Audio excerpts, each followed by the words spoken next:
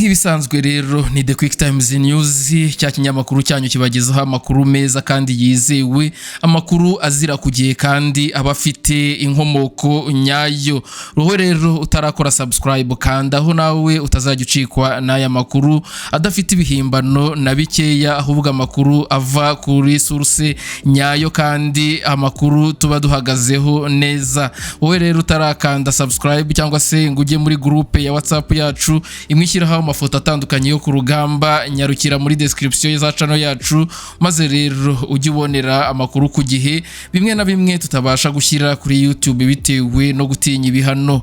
Rero nkuko rero mubimenyereye, ngira ngo rero turebere hamwe uburyo aba Wazalendo bishe abasirikare benshi ba Fardc. Turebe rero n'icyateye iri subiranamwo ry'aba basirikare kuva rero muri Uvira aho intambara igeze kuri ubu ngubu. Intambara rero iri gukara hagati ya koalisiyo y'inyeshyamba za Wazalendo n'ingabo za leta ya Congo Fardc, aho imirwano rero ikomeje kwegera umujyi wa Uvira. Uwa kabiri ukomeye rero mu ntara ya Kivu y'Amajyepfo kuva rero ku wa kabiri ubuho ukuboza 2025 Fardc naho bafatanyije bakomeje rero kurwana bikaze na AFC 23 mu duce twa Kaziba na Kamanyora mu karere ka Warungu. Nkuko bisanzwe rero nk'amakuru twabagejejeho mu cyumweru ni muri iyi minsi yose igize iki cyumweru, ngira ngo nanone rero tuyabacishirizeho muri makeya ndetse tubabwire n'ibindi bishyashya biri muri aya makuru. Ni inkuru rero yatangiye kugaragara mu binyamakuru bitandukanye aho bavugwa yuko abasirikare barenga 300 ba Wazalendo biraye mu basirikare ba Fardc maze barabarasa barabica. Babaho iki rero? Reka turebere hamwe, nawe muri comment umbwire ko iyi ntambara uyibona n'uburyo ishobora kuzarangira. Nta kindi usabwa rero uretse kureba hasi ndetse subscribe ugakanda, hanyuma tugakomeza kubana 5 kuri 5. Reka inkuru rero tuyive imuzi n'umuzingo, hanyuma urushaho gusobanukirwa n'iby'intambara iri kubera mu burasirazuba bwa Kivu.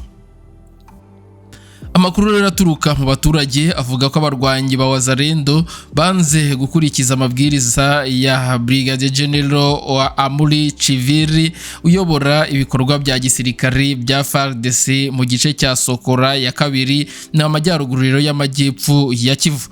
Uyu musirikare mukuru rero yari yabategetse kuva mu mbuga ya Rusizi bagashyira ubwo buryo mu ngabo za Fardc n'ingabo z'u Burundi FDNB, hanyuma rero Wazalendo bakimukira mu misozi ireba mu mbuga.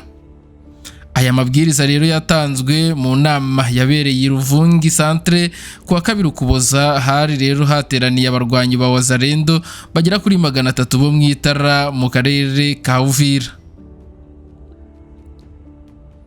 Nubwo rero baburiwe ingaruka zikaze, abarwanyi ba Wazalendo banze gusubira inyuma. Bashinja rero Brigadier General Chiviri kubagambanira no gushaka gufungurira inzira abarwanyi ba AFC 23 bari gukomeza gutera imbere begera mu gace ka Uvira. Nyuma rero yuko Bukavu, umurwa mukuru wa Kivu y'Amajyepfo, wafatwaga muri Gashyantare, ingabo za leta nabo bafatanyije bahungiye muri Uvira, aho rero bamwe muri bo bahasize ubuzima bishwe na Wazalendo babashinja kuba rero barabatereranye badahagaritse AFC 23.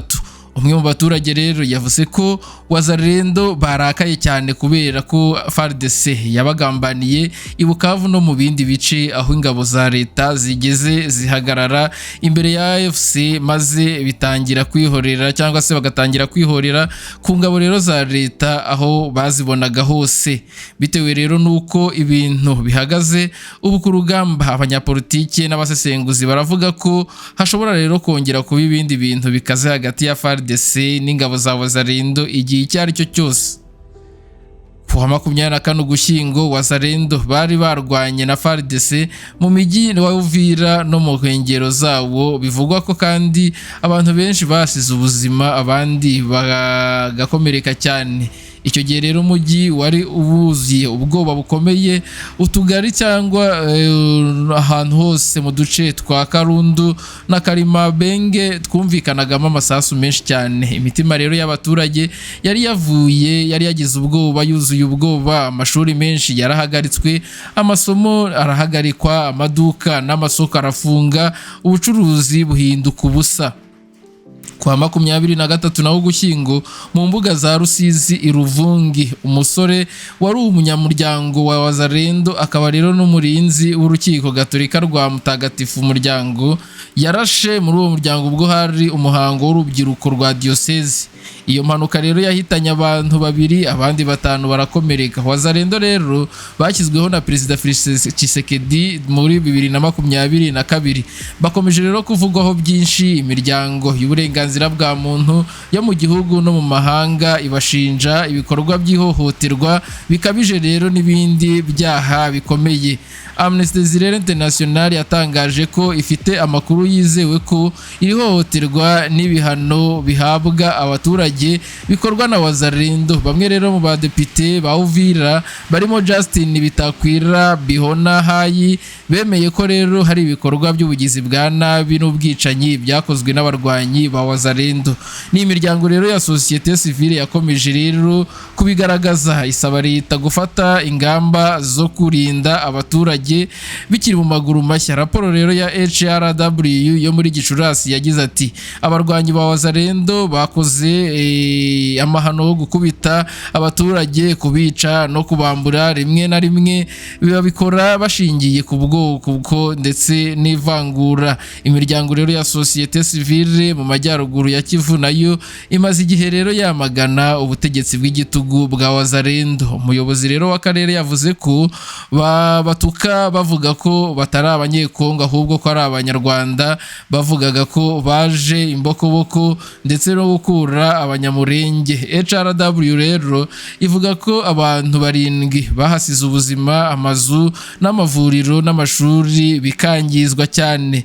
Abasesenguzi rero baravuga ko intwaro zatanzwe kuri Wazalendo zishobora rero kuzakoreshwa nabi zigahindukirira ku baturage bitewe n'uko kubura rero uburyo bwo kugenzura uwo mutwe, ndetse bamwe mu bawuzi neza ndetse bamwe no mu bawugize bakekwaho ibikorwa by'ubugizi bwa nabi. Onesphore rero Matumba, umusesenguzi muri International Crisis Group, wavuga ko ibintu bigeze ahahangayikishije, aho rero Wazalendo itagikontororwa. Leta rero yabuze uko igenzura ibintu. Arasobanurira rero aho ingabo za Congo zagaragaje ko zifite intege nkeya.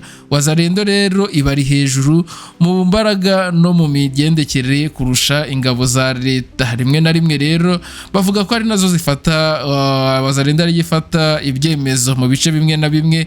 Wazalendo bakora nk'abashinzwe umutekano, aho rero baharanira ingabo za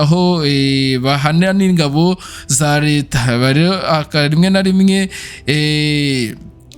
bahanira ingabo za leta ibibazo by'imyitwarire.